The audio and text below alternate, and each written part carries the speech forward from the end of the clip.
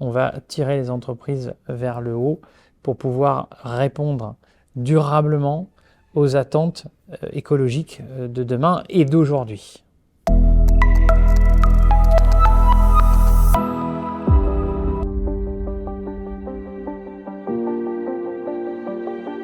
Tout d'abord, l'axe stratégique, qui doit être stratégique donc au niveau de l'entreprise pour pouvoir répondre aux normes et aux conditions de demain et pour pouvoir être économiquement durable. Donc effectivement, en termes de stratégie, les entreprises, via des outils comme le propose Linkeus, vont se normer, par exemple sur une norme pour l'événementiel ISO 20121, être clé verte pour les hôtels. En tout cas, on va tirer les entreprises vers le haut pour pouvoir répondre durablement aux attentes écologiques de demain et d'aujourd'hui.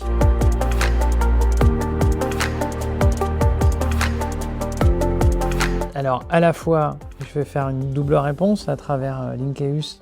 On a effectivement un pôle au-delà de la promotion des destinations qui est hyper importante, parce qu'on parle de communication, on parle aussi de communication de développement durable, des actions qui sont menées et des exemples positifs.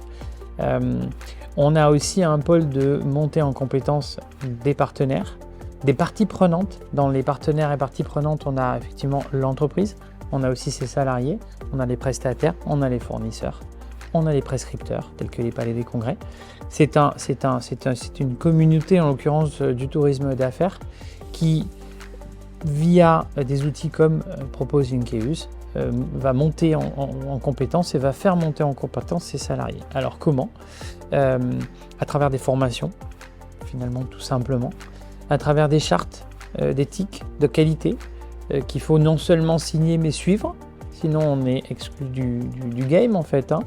Et au niveau de l'entreprise, les salariés de la même façon ont besoin d'une formation, ont besoin de lignes de conduite, ont besoin de mission, ont besoin d'objectifs. Et une norme comme la norme ISO 20121 va mettre en place des enjeux, va mettre en place des objectifs, des façons de le mesurer, de façon à ce que toutes les actions ne soient pas juste écrites, elles soient agies, elles soient en action, elles soient mesurées.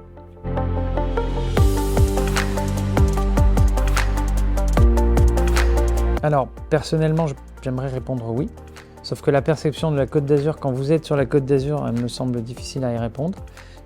Ce que je vois de l'intérieur, c'est une vraie volonté des acteurs et des destinations, tels que Cannes, tels que Nice, tels que Monaco, qui fait partie de la Côte d'Azur. C'est au-delà de la volonté, c'est des vraies actions. Et c'est, encore une fois, on en revient, c'est ce vecteur de la communication, des réseaux sociaux et des campagnes de communication qui mettent en avant les actions qui sont menées. De tout ce que je vois, je vous dirais oui. Et c'est pas antinomique au tourisme, je dirais au secteur d'activité prédominant du tourisme sur la Côte d'Azur.